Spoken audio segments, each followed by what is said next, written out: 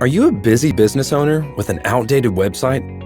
Or are you a new business owner that needs a website? Maybe you've struggled to find someone to help you build the website that your business deserves. Maybe it's taken too much time or effort, or maybe the estimates you've received are above your budget. If so, you're in the right place. An up-in-a-day website is fast built out, on budget, and extra easy for the business owner. Here's how it works. You pick one of our website packages, finding one that fits your business and your budget. We'll have a kickoff call to get to know you and your business goals, and you'll get to know our amazing design teams. Then we'll schedule your website build-out day. On that day, sit back and relax while our team of designers get to work, taking your brand assets to build you a beautiful, high-converting website. At the end of the day, we'll have a live review with you, make any revisions, then we launch. Voila! Your website is live and out there to your customers. It's that easy and that fast. And after the launch, we've got you covered there too, with ongoing support packages. You've waited long enough. It's time for your business to get a website up in a day. Hello, everybody. Juan Pablo here, a Pinadays Project Manager at your service. We are now concluding a series of 4 webinars, and today's topic is going to be very packed with information, so buckle up. Be aware that it's going to be a lot of information, so please, if you have the possibility to take some notes, that would be great. And again, if you have questions to start conversations about this topic, any of the areas that we're going to cover today, please go to the comment section and I will be more than happy to answer any of your questions after the webinar ends. All right, without any further ado, let's go and talk about today's topic. 5 reasons why your marketing strategy isn't converting and how you can fix it. So let's understand first the dynamic of the presentation so you understand what we're going to do. As you can see, there are specific graphics for each one of these reasons that we're going to cover. So I'm going to show each reason. I'm going to show you some inputs on the consequences of not paying attention to that specific mistake that you might be making, and strategies, specific things that I consider could be very useful for you to consider to do to start implementing on your marketing strategy to get your business running more smoothly based on whatever situation you are going through at the moment. All right, so let's jump into the reason number 1. Your marketing efforts might not be working because you're talking to the wrong group, wrong target audience, in other words. And what are the consequences of having a wrong target audience? First of all, reduce sales, because basically when your marketing messages don't speak directly to the people who are most likely to buy your products or services, they're less likely to take action. Just imagine, for example, talking about baseball or basketball to people who only like playing tennis. It just doesn't click, right? So that's one of the consequences of that. Again, wasting money.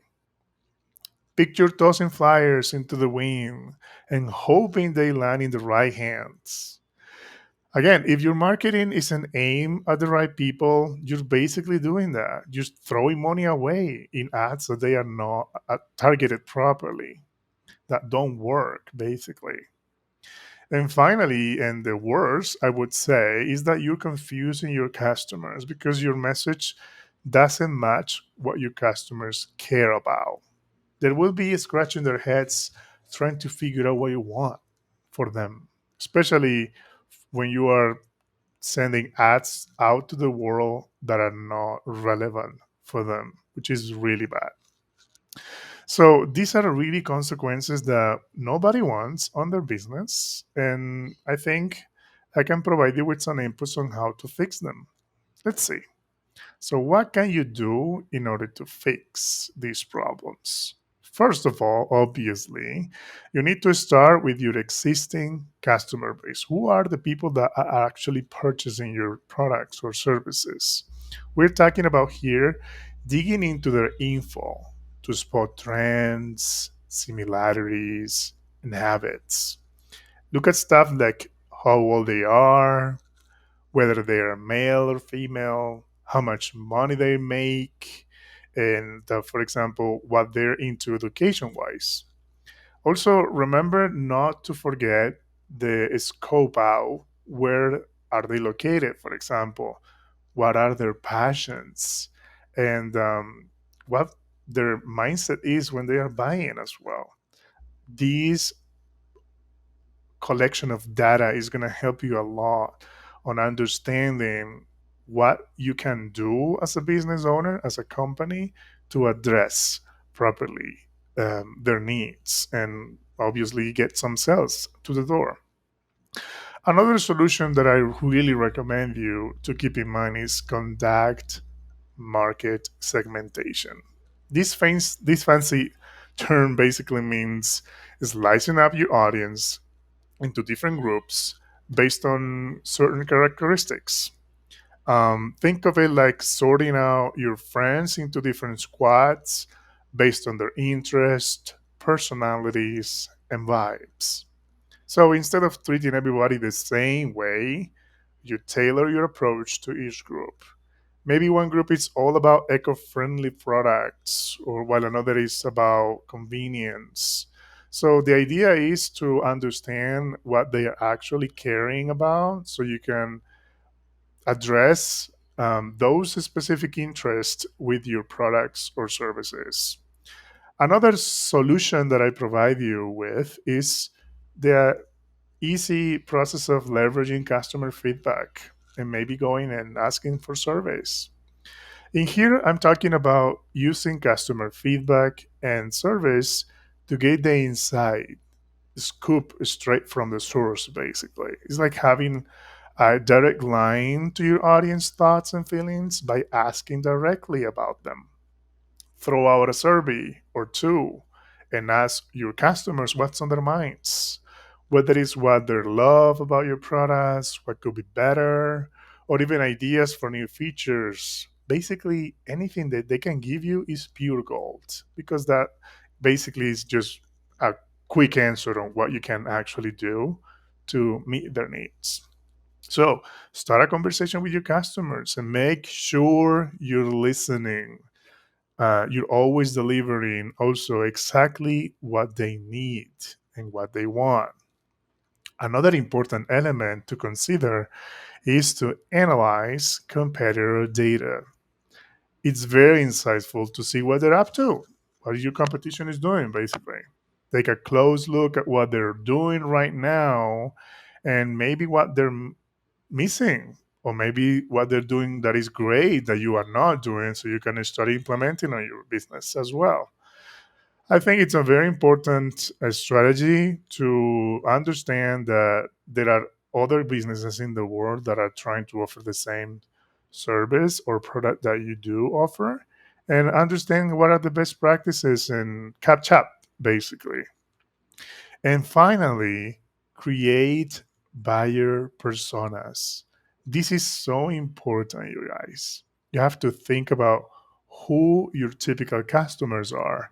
You have to think about their age, gender, interests, challenges, goals. It's even better if you can give them names like Marta, Frank, Paul, and backstories to make them feel real. Maybe you have like a tech savvy Mark or tech savvy millennial who's always on the lookout for the latest gadgets, or busy Bob, the working dad who values convenience above anything else. So I'm gonna show you right after this slide are some examples of buyer personas that you can maybe create on your own. There you go. Let's take a look at a couple of them. There you go. As you can see, we have a picture of somebody and then a title. We put a name for it, and then we collect specific categories of information.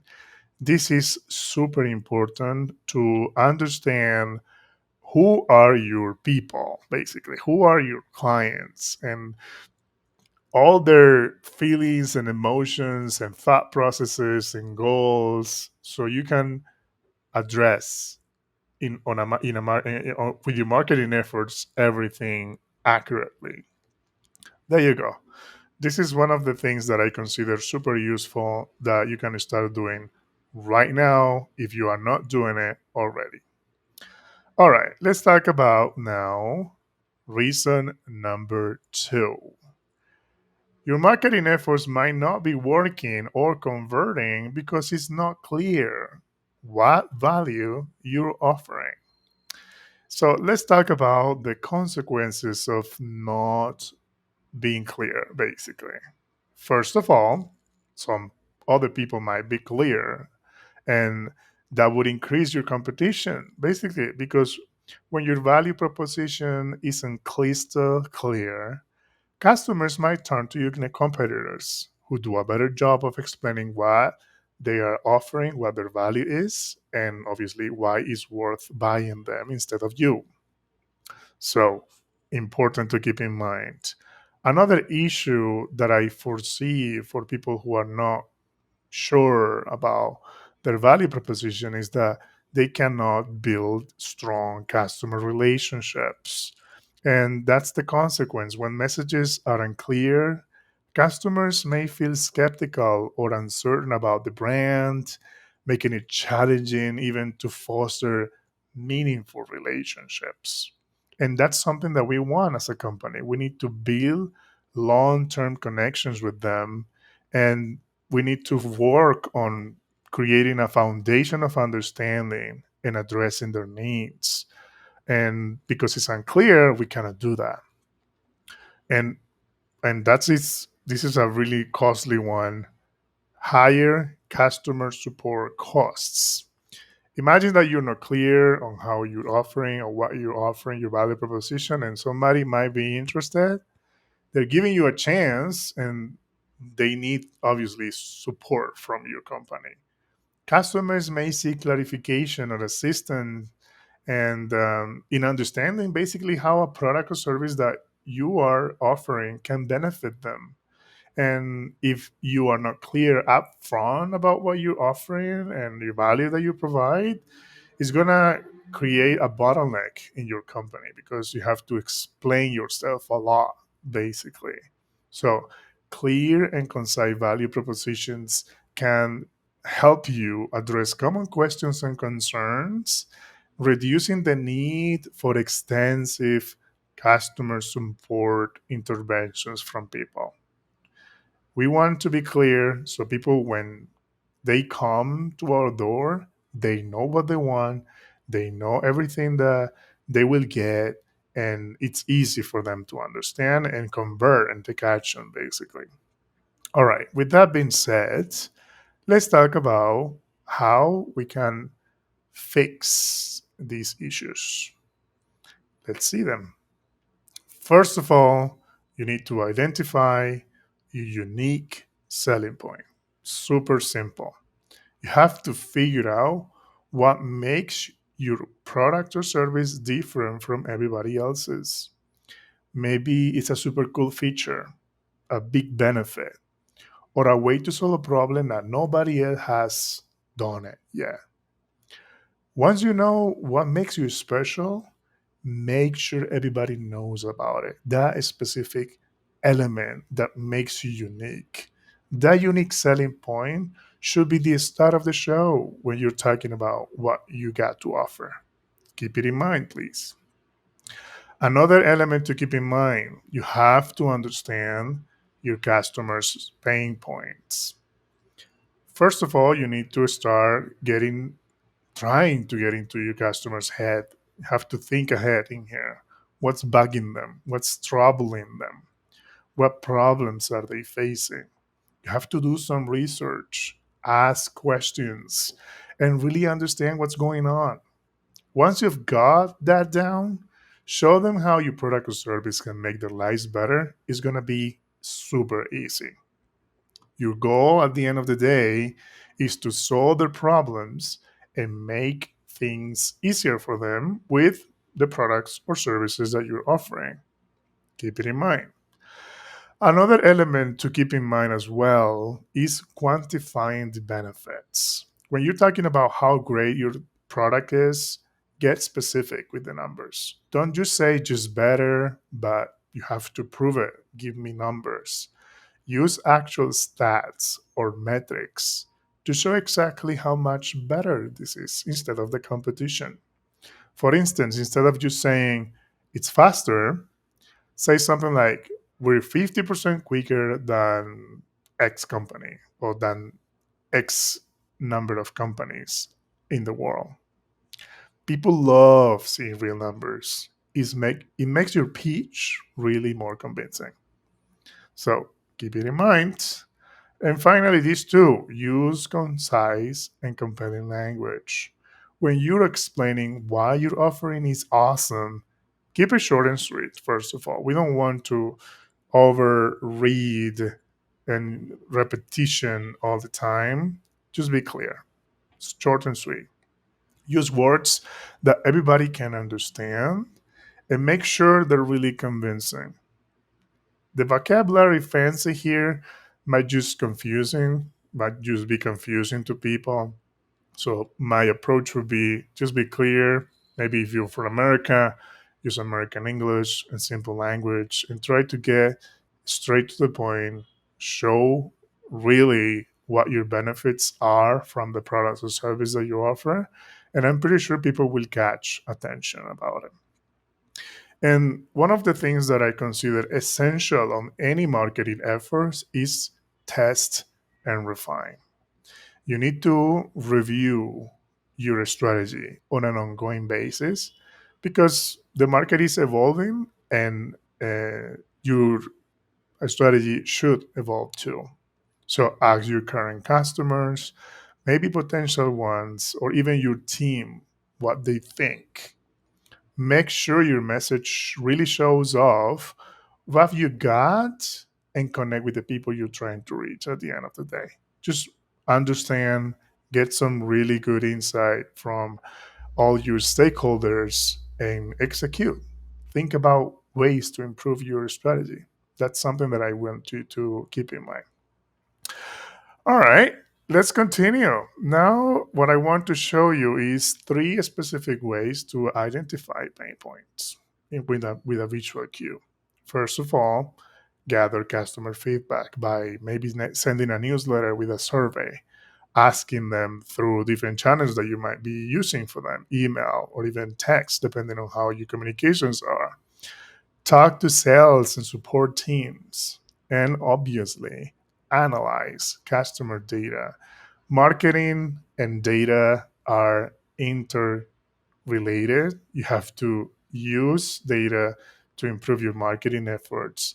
And it's just really important to keep in mind that if you are not using data to improve your marketing strategy, this might be something that could damage your business at the end of the day. All right, let's jump in. Reason number three, your call to action is not effective. All right, so what can we do? Well, first of all, you know that your call to action is not effective because well, nobody is converting on your site. You have not engagement at all. And when people are not sure what action to take on your site, for example, they might lose credibility on your business. It's like listening to someone give directions with a shaky voice, not being sure of themselves, and then you start doubting if they really know where they're leading you, where they're taking you on. And finally, confusion and frustration. That's one of the consequences. If your marketing isn't consistent across channels, customers might get mixed messages, and that's the worst for conversions. We don't want to send mixed signals to the world. So, what can we do to fix this? You might ask. All right, let's jump into it. How can you fix it? Well, three simple things that you have to keep in mind. First of all, action oriented language. Effective CTAs should use clear action oriented language that tells users exactly what they need to do. For example, verbs like subscribe, download, register, or buy now are words that could help you get there.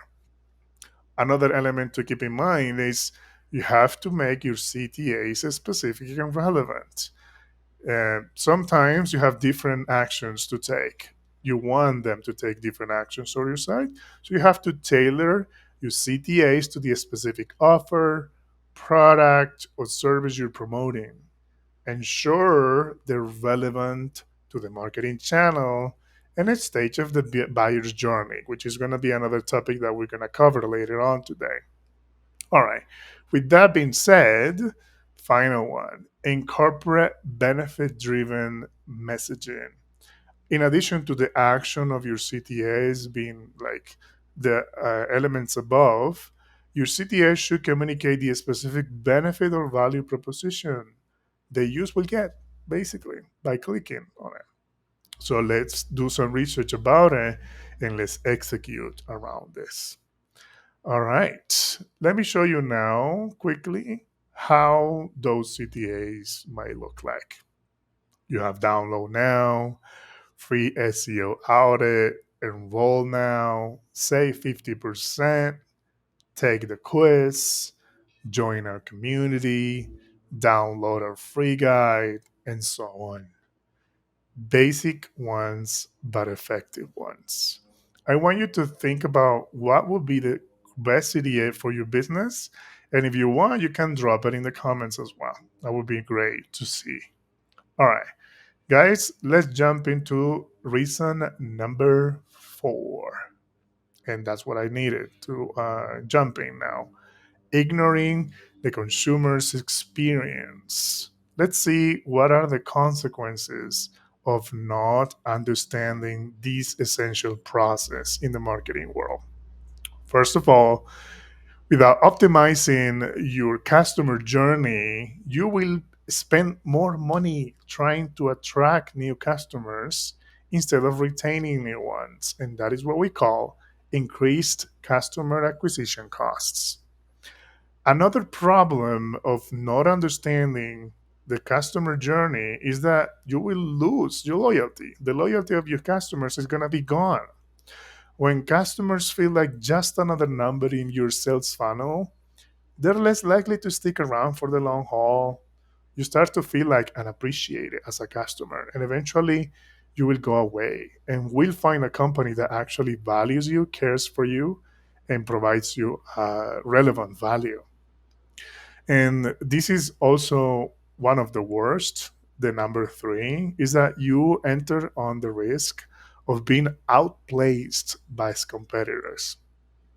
Look, in today's competitive landscape, businesses that don't prioritize understanding and optimizing the customer journey is going to basically put them behind all the other competitors that are in the market in the same niche. So, do you want to be behind the competition just because you don't understand what your customer journey is for your target audience? Well, this is the moment to wake up and start taking action about it, because you can have an amazing business, you have maybe an amazing product or service, but if there is not a seamless channels for your customers to go to your company and get what they need, then it's going to be meaningless, and we don't want that. So let's talk about what can we do to fix this problem. What can we fix? Is there anything we can do? Of course, there are so many things we can do. So let's talk about some of them. The first thing that I consider important to do is to identify key touch points. What do you mean, Juan Pablo? Well, let's talk about it. First of all, you need to start listing all the potential touch points where you will get an interaction with your customers, your brand and your customers get together. What places could those be?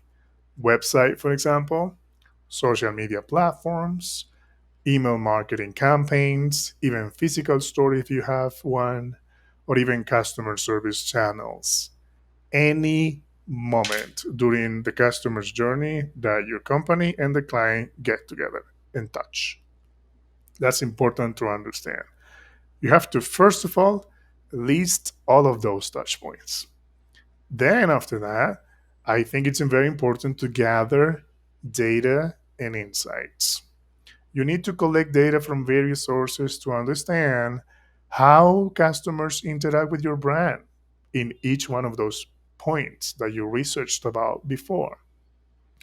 And the idea is to use, for example, analytics, social media metrics, email marketing reports, even customer feedback, and obviously sales data. I already mentioned this, but again, buyer personas are implemented in different strategies. And obviously, in here, we need buyer personas. We need to understand who our target people is, what they do, who are they, what are their interests, pain points, and all of that.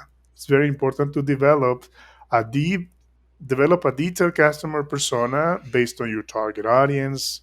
You have to keep in mind demographics, behaviors, motivations, and obviously also pain points. Once you have those elements done, then you can start mapping the journey stages.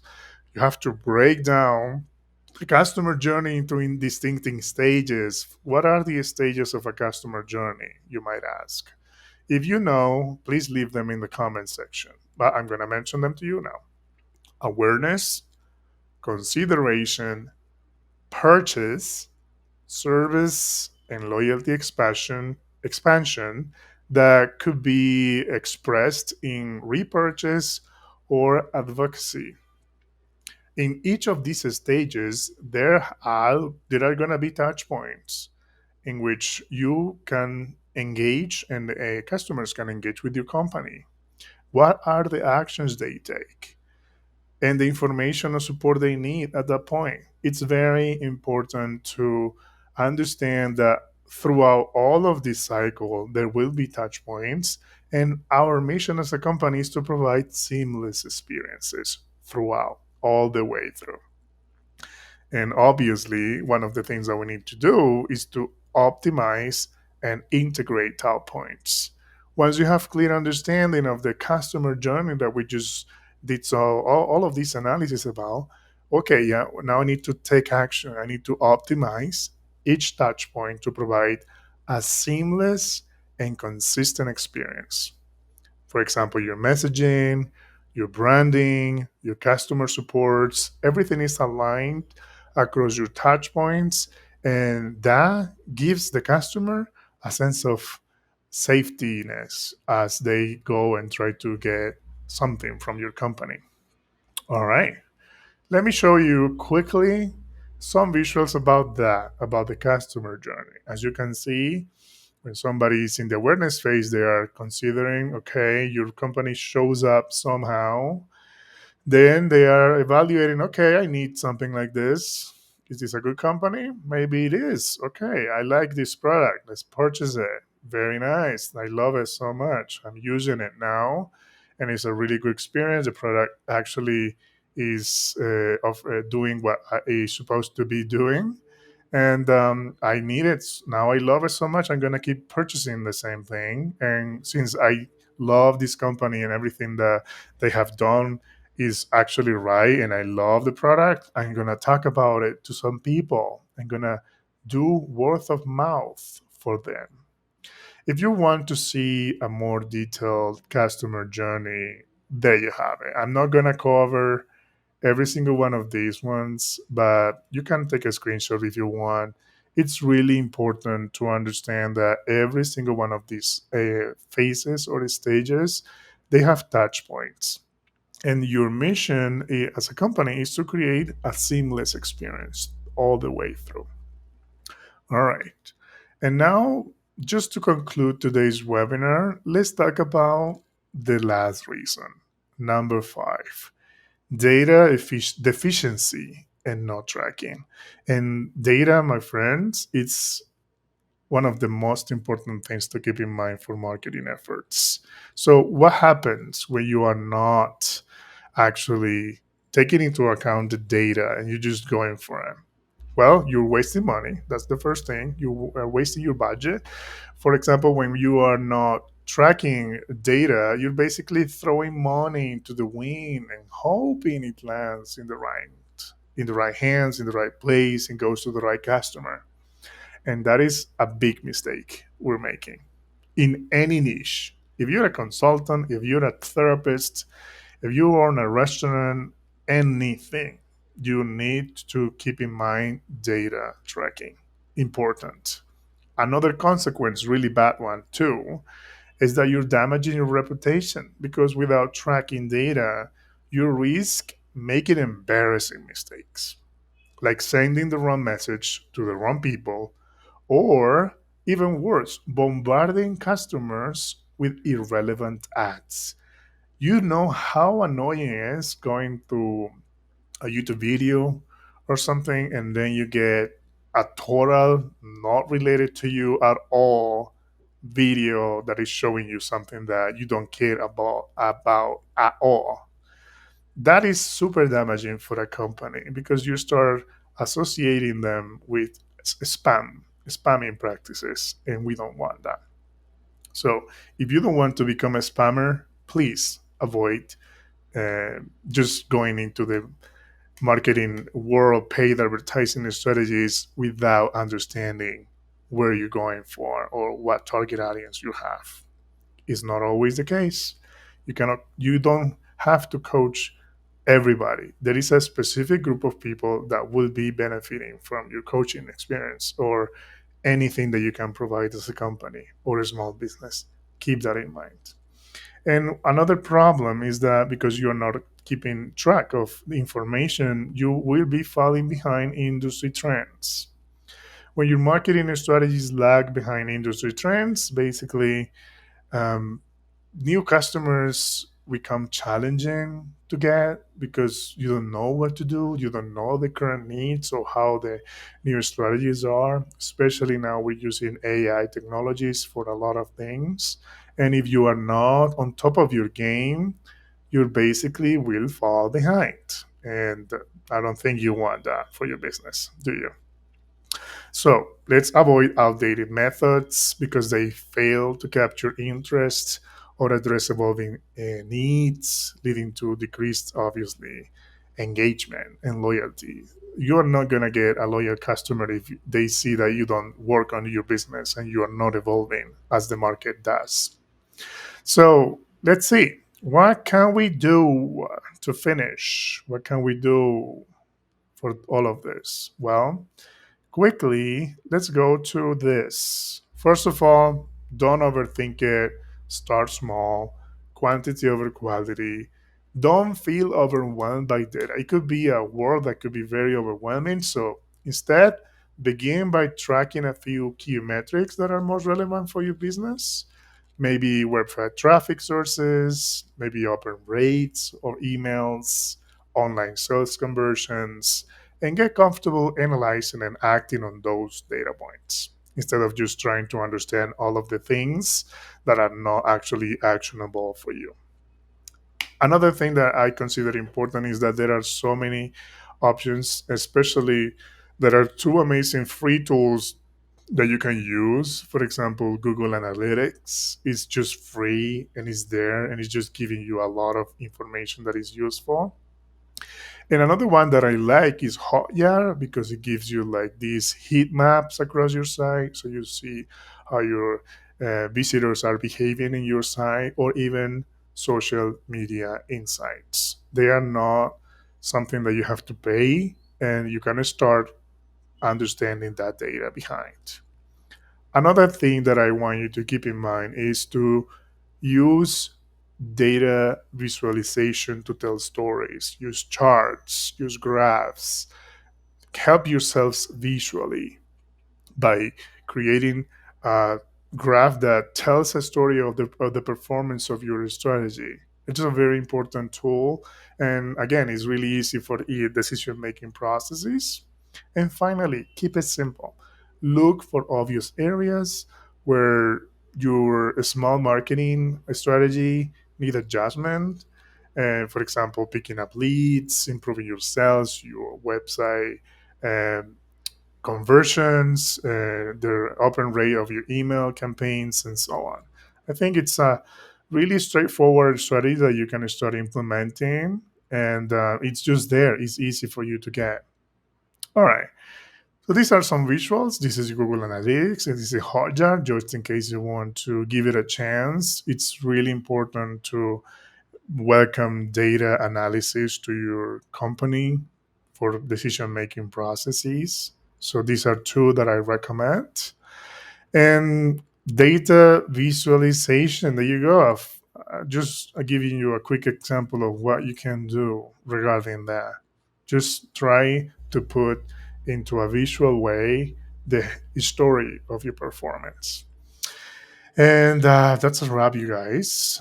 I know I went overboard for 4 minutes, but really, it's just amazing to be able to sit down here and try to provide you with information that is useful that you can actually use and take action on your business.